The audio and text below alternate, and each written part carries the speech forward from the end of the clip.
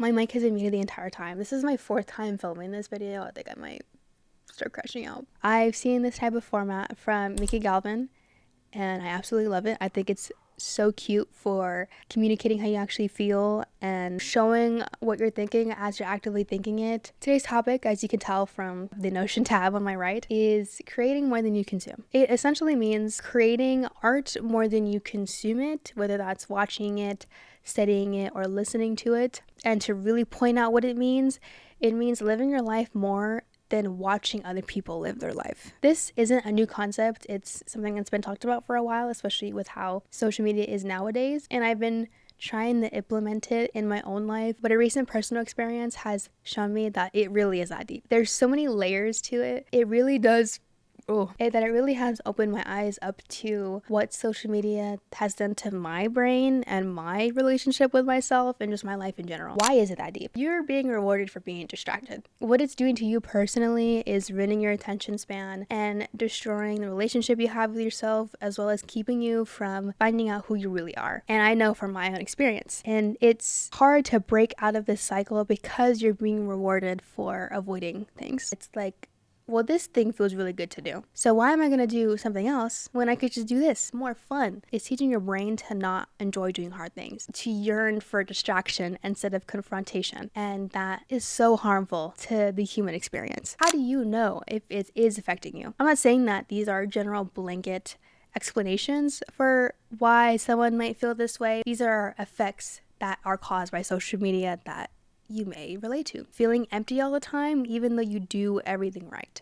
And when I say by doing everything right, I mean you're doing what everyone else is doing. We naturally as humans have a sheep mentality. When all of these people are doing something and you're not doing it, it feels like you're doing something wrong. All of these people online are doing Pilates and you're not doing Pilates. All of a sudden, I need to do Pilates because these women have this perfect life. They just look like they have it all. So maybe if I do Pilates, I'll have that. And when I say it out loud, it sounds really dumb, but that is how you feel. It's like if this person has this life and they're doing Pilates, I'm going to do Pilates, and then I'll have the life that I want and the life that I dream of, and I'll feel fulfilled and happy with myself. And it's not your fault that you feel that way. FOMO is a marketing strategy. It is one of the most effective ways to sell people something. And I'm not saying that like all influencers on the platform are intentionally trying to trigger FOMO, but it's just an effect of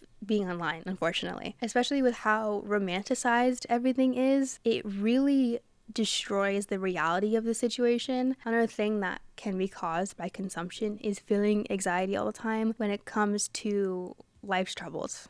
And I don't mean like you get anxiety just from general life troubles. That's a normal experience. What I'm saying is you can't make a decision or you genuinely don't know how you feel without seeking out an answer. It's like you can't sit with yourself and figure out how you feel. So you go on TikTok or Reddit or a friend and you ask them how they feel, or you ask what they think is the right decision or what they think you should do. It's all about them. It's all about someone else. It's all about getting a quick fix and getting a quick answer so this feeling of discomfort can go away. And what it does is it slowly deteriorates at your self-trust until you no longer are able to think for yourself. So fucking dangerous, and that is something that is really prevalent nowadays. And as I said before, we naturally want to kind of live in like this sheep mentality, but that comes to like survival. Like that's a survival tactic, is you stay with the crowd, not a way to live your life. So why does consumption do this to us? You might be letting people decide how you should live,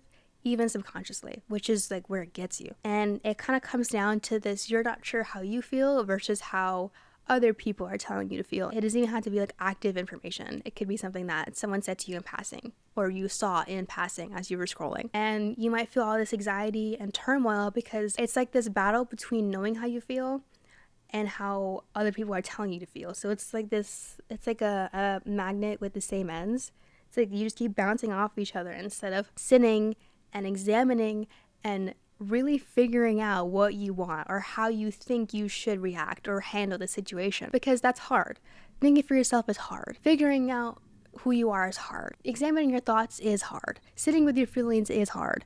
So why would I do that when I could just go on TikTok or I can go on Reddit and just do what someone else did. You know, that's easy and that will bring me comfort quicker. But you're indirectly sabotaging you, and you're keeping yourself from discovering your values and what really matters to you by doing that. And another reason is because everything is a performance. Literally everyone performs online. Kind of just the nature of the space, so you can't inherently blame the internet for that. But when it comes to your own personal life, when you start comparing your real life to a romanticized version of someone else's life, it's very harmful. It's not encapsulating how fucking hard it is to be alive and be a human being and have feelings and thoughts and emotions and all these things. It's the parts that people want to show, or it's the easy parts that people want to show, or it's the funny parts that people want to show. It's not the real parts. A easily consumable and digestible way of living your life. So you see a cool girl, she just looks perfect, like she's skinny, she has the perfect outfit, her hair is always perfect. But you see this person that encapsulates who you want to be, and now you feel bad about yourself because you're like, why can't I be that? Why do I not look like that? Why is my life not like that? It's because it's their fucking job. It is literally their job to make outfits like that and post it. Like, they plan the outfit, they plan the makeup, they plan the hair, they plan a location, they make all their friends come with them to take their pictures, or they use a timer. Like, it's all planned. It is all a performance because it's their job, or it's just a way that they like to portray themselves online. It's not inherently bad. It's just what it makes you feel like, and that's what matters here. And the last one is, you're not lazy. You're burnt out. Whether you're aware of it or not, you are burnt out from constantly consuming that much information. And it feels kind of weird because you're not actively moving your body, you're not actively using your brain. You maybe see a video of a dog and it's fucking cute and you're like all happy and shit, and then you scroll and now someone's yapping about how their heart's broken, and now you feel for this person. And then you scroll again and now you see a sad video of dogs at a shelter, and now you're like, oh my god, I need to get a dog. And then you scroll again and it's this stupid brain rot video, and now you're either feel nothing, or you're like, this is stupid, or you're like, this is funny. And then you scroll again and you see your friends living their life, and you're like, oh well, someone I know is living this life, why can't I live my life? And now you feel bad about it.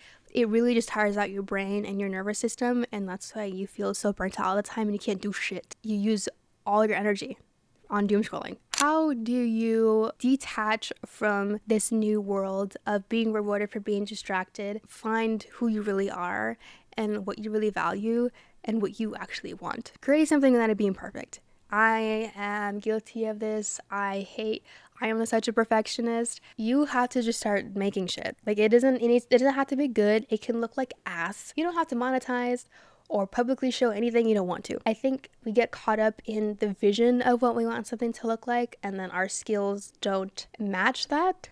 So when we see the final product, we're like, this is ass. And now you're gonna post it, or you're gonna leave it alone, take a step back, and start something else. You could sit there and look at something you created for hours and hours and days and weeks on end, and constantly find something to change. But what's hard is leaving it alone and moving on. Taking what you learned from that experience and applying it to the new thing that you learned, to the new thing that you're going to create. Numero dos, unplug from social media. Delete Instagram. When I deleted Instagram and TikTok, I didn't feel anything. It's like you don't even actually want Instagram or TikTok. It's just like you feel like you need it. But the hard part, and where it does get difficult to stay unplugged from social media, is when people make references you don't understand, or there's like major social moments happening and you don't know anything about it. The result of you unplugging is showing you parts of yourself that you don't like or you're not ready to face. Now you reach for distraction. So instead of doing any of that, you sit with yourself, you find ways to entertain yourself, and actually start making moves toward what you want for your life. And when it comes to those weird feelings or that shit that's gonna come up for you, because it will, you sit with them and you examine them instead of trying to make them go away. This is arguably the most important lesson from this. Dig through the shit you don't want to dig through. Face the things that you hate about yourself and your life and your current situation. Look them in the eye and say, like, I don't want this anymore, and actively start changing it. That is what consuming is keeping you from doing. It's keeping you complacent with where you're at when you know deep down you're not. It's making you ungrateful for what you have, even though you have a great life. Showing you that the grass is always greener on the other side, when that grass needs to be cared for and watered by you. You have to take radical responsibility for yourself and own up to the things that you hate, the things that you like, and change them or appreciate them more. The whole point of this is not to blame the internet or social media for doing this to you, because at the end of the day, you allowed it to do that. You sat there for 3 hours doom scrolling. You fried your attention span. You destroyed your self-trust, and now you can't make easy decisions. You did all of this to yourself, and you need to take responsibility for that. But the best part about being aware that you did this to yourself is that you can change that. You can challenge yourself. You can hold yourself accountable, and you start to realize that you are in control, fully and totally in control of yourself, and then make decisions from there. And stop blaming everything else for who you are now. Everything in your life is just cause and effect. This happens, so this happens. And once you release blame and you take radical responsibility for yourself, I think you'll start to realize that your life is a lot better than you think it is, or you're a lot more enjoyable than you think you are. It'll open up a whole new avenue of self-discovery and excitement, and it might really, really fix whatever you think is wrong with you. Anyways, I think that I got my point across. This is my first kind of sit-down video, so like I am still trying to figure out everything and see if anything needs to change. I hope I got my point across, and I hope you take this video and actually do something with it. It's okay if you close out of this video and you go on Instagram or TikTok and you start scrolling. It's what you're trained to do, but I hope that I planted a seed and might get you thinking about yourself a different way. Bye!